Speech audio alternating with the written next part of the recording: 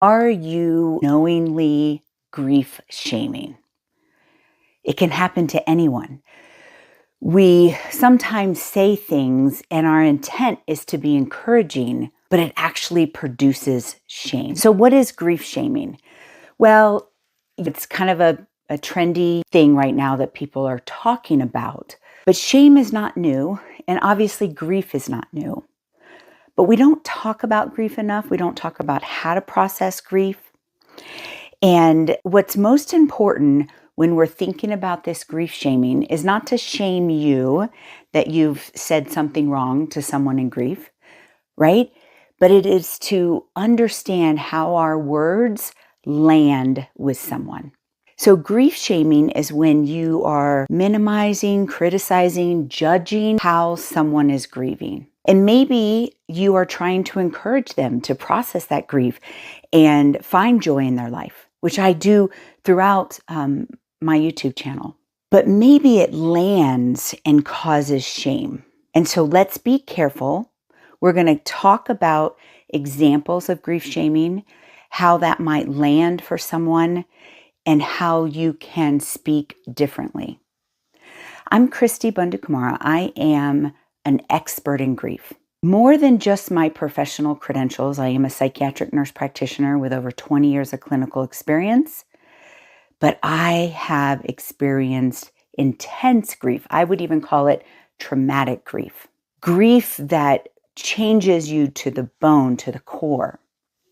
I have lost 3 children and my husband, not all at the same time, over a course of 20 years. And then other grief type things within that. Grief of having special needs children, grief of having a sick child. So unfortunately, I get it from both sides. I get it from someone who wants to help people in grief, and I get it from feeling this enormous pain of grief. So how do we not grief shame? When you are speaking to someone in grief, I just want you to go back to this lesson. What is my intent of saying these words, and how does it land? Does it land in shame, or does it land in encouragement and empathy? So we want to lean towards encouragement and empathy. But what I don't want to happen is people who are experiencing grief, their friends, their family, their loved ones are scared to say the wrong thing, so they say nothing. And this is what has happened in our culture around grief. And so let's talk about grief shaming as something we could all accidentally, unknowingly do. And how do you make up for that or undo that? Even with all of my experience in this pain and professionally, I recently grief shamed someone. I was in a meeting and we were talking about kind of marketing around grief. We have a grief intensive coming up, and someone mentioned a type of grief, and I minimized that grief. And I just didn't think that grief was my target audience for the grief intensive. 5 days later, somebody that was in that meeting with me that I care about a lot experienced the grief that I minimized. And the first thing she does is says, I'm sorry. I know this doesn't, I know you don't get it. And so here, I'm a grief expert. This is someone that I care about, and I have grief shamed her.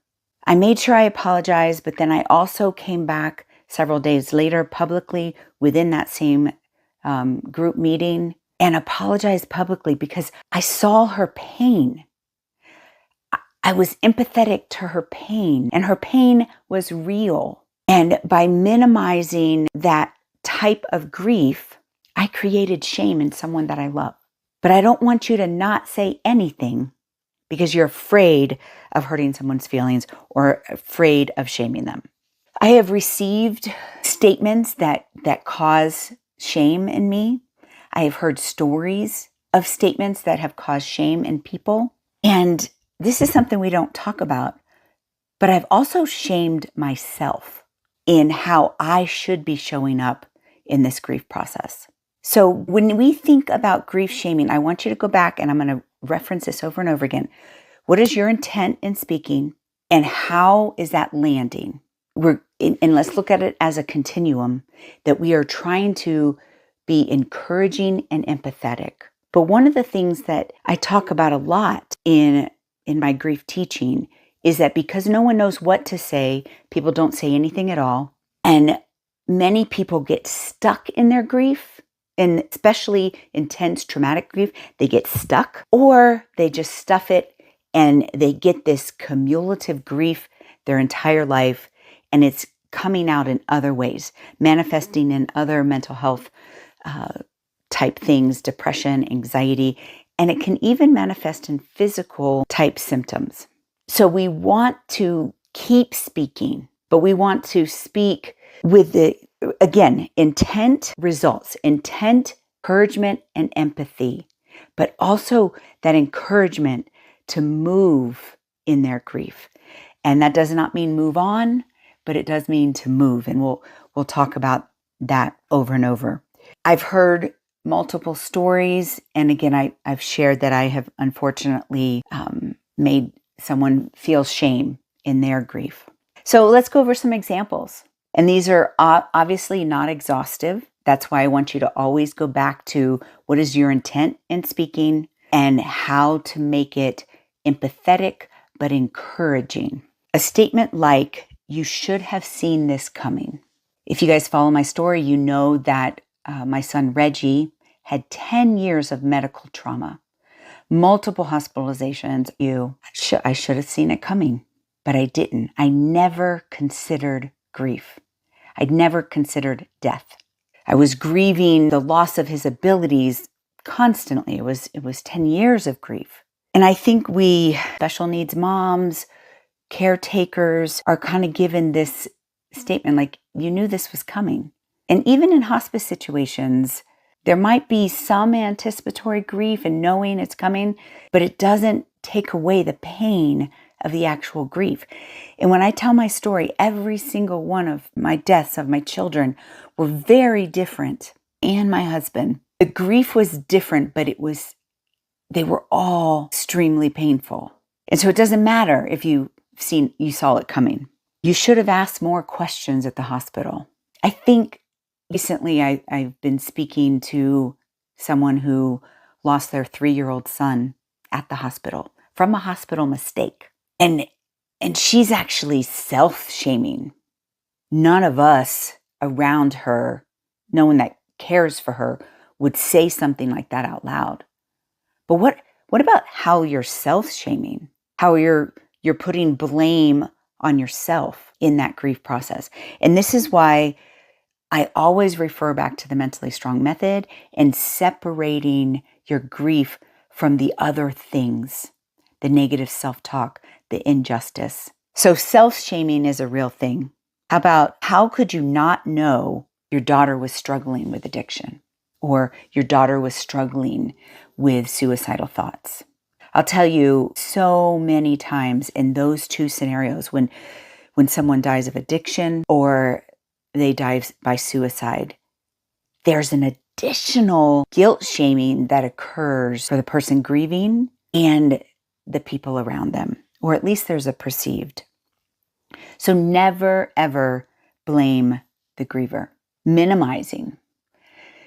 I gave an example of me doing this recently, but I think I have a tendency to do that. And this is a confession.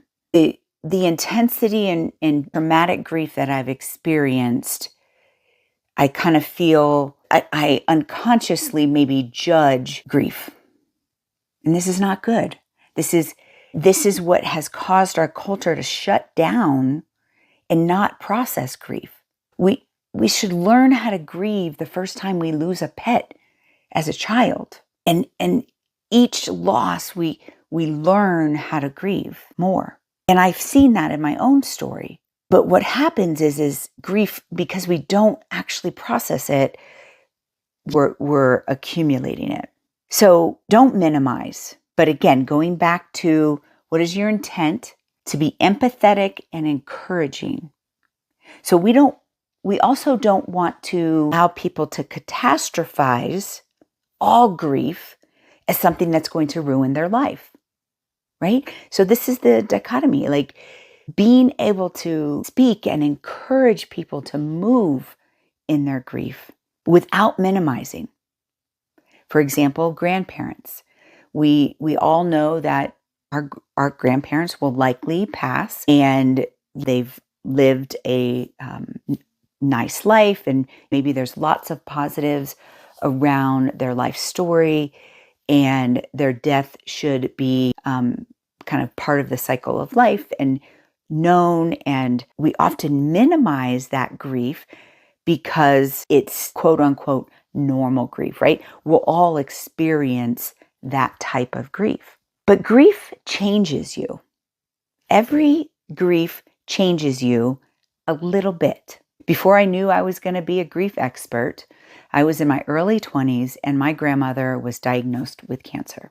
She was in her late 60s, early 70s, and it was an ugly kind of progression in her cancer, and she ultimately died from that cancer. And I thought, well, everybody loses their grandma. I cried and did all the things that you're supposed to do, but I didn't acknowledge it as this is a change in my life. And now that I'm a grief expert and I've gone back and I've kind of analyzed all the grief in my life, that changed me. My grandmother and I's relationship is no longer there. The things that she provided were no longer there. And it's okay to grieve that. And it's also okay to grieve things that you think didn't impact you. I also lost my father in a car accident when I was 10 months old. I grew up like just without a father. I didn't think of that as a grief experience. I now know that that grief changed my life. Not just physically, but here I am, a 10-month-old baby. I have 2 loving parents, and then boom, one is gone. And I can feel the pain and grief of my mother, and the father's gone. Obviously, 10 months old, I don't understand the dynamics, but that changed me as a person. And so never minimize grief. Be empathetic and encouraging. We also don't want people to get stuck or catastrophize all grief. Judgment. Never pass judgment on someone, how they're grieving. And I've been guilty of this too, mostly in my relationship with my husband, as we were both having these losses. And I felt like I was experiencing more pain than he was. And we'd often get in kind of arguments about how he was grieving. And this is just me, and in those close relationships, sometimes you kind of nag or nitpick, but I was judging how he was grieving. I wear my wedding ring. I believe that I will always wear my wedding ring, but someone did ask me recently, why are you still wearing your wedding ring? And then I can imagine people who choose to take off their wedding ring. Someone might say, well, he just died, or it's only been a year, or it's only been like, those things are judgments on how they are grieving, whether they're crying or not crying. I've heard people say, why don't you cry? Or why are you always crying? That is a judgment on how they're trying to process. Going back, remember, this is what I want you to get out of this video. What is your intent of saying the words? And are you being empathetic and encouraging? Now, if somebody is ruminating in their grief, not moving, and this goes back to the mentally strong method, grief is processing, feeling that pain, cherishing that relationship. If we've got a lot of negative talk about injustices, a lot of anxiety, a lot of personal negative talk, those are all different categories. Those need to be worked through differently. Just because you have traumatic grief doesn't give you an excuse to enmesh it all together and hold on to it for life. Things like I talked a little bit about it already, but huge judgments around people who have lost their loved ones to addiction or suicide. It can happen to anyone. I have a video where I interviewed a psychiatric nurse practitioner whose daughter completed suicide. And she was doing all the right things. She had the guns locked up. She had the medicine locked up. You can go back and watch this video. It is heart-wrenching. She did all the right things, and somehow her daughter still completed suicide. Addiction is one of the hardest things to treat. And I was talking to another professional recently who went from practicing in kind of an upscale depression, anxiety type clinic to practicing in addiction. And she was really struggling because addiction is literally the hardest population to treat, because we have a personal right to use substances. We have a personal right to stay in our addiction. And oftentimes the people around you, including professionals, want to see that success and are bought into that success. And just like I lost the battle with DRPLA, parents and loved ones lose the battle with addiction and suicidality every day. And it is not our place to pass judgment. And hopefully you would never openly and outwardly pass judgment. But I think what happens is there's a silent judgment that the griever can feel. And so then they just isolate more and more. So work on that judgment if you have it, so that you can show up for the people that you love. Remember your intent, because if you have a silent judgment, that skews your intent when you're talking. And your intent is to be encouraging and empathetic. And finally, I want to talk about religious shame. And this is where I have received it the most, and it is part of my story. People often say things like, God doesn't give you more than you can handle. And so they're like, oh, Christy, you must be really strong. First of all, that's not in any scriptures. And it's just a way for us to pacify our thought, our image of who God is in the reality of what that person's living in. So don't say that, please. Lots of things have caused a spiritual conflict in me, and there's multiple videos talking about this spiritual conflict. I do believe in God. I do believe in this eternity with God. I really struggle with whether he loves me, and that there's this personal love and protection that is taught in the church that I was raised in. And 2 shaming incidents have happened recently, and it is with my grief documentary that came out, which was not overtly Christian. It was authentic to my spiritual journey and the conflict that I experienced with God and my wrestle with God and what it actually looked like.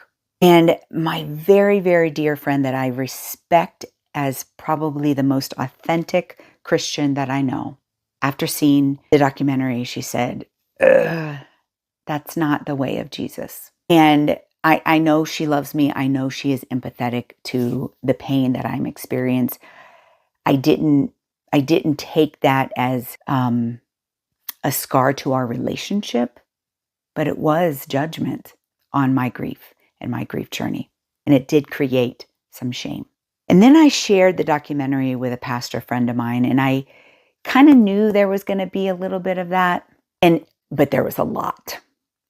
He stood on his religious pedestal and basically created a document of all the ways that I was not following how God would want me to grieve. Saying things like hope should be only in God, that we should rejoice with those who rejoice and mourn with those who mourn, that God designed healthy ways to grieve, and the fruit includes experiencing an abundant life with God. Now, after losing 3 children, that doesn't feel like an abundant life with God. And that statement created a lot of shame in me. And I'm working through it, and I do believe in God and eternity, and I'm working that out in a very authentic way. But be very careful of how you use scripture to tell someone how to grieve when you have not experienced, especially when you have not experienced the intensity of that pain. So wrapping it back up, grief shaming is when you're judging how someone's grieving. We want to check our personal intent and then make sure that we are being empathetic and encouraging to be moving through that grief. And there's lots of videos that I share about how you actually move through some of that grief. Watch the next video about You got to talk to your friends about grief. We can be mentally strong in grief.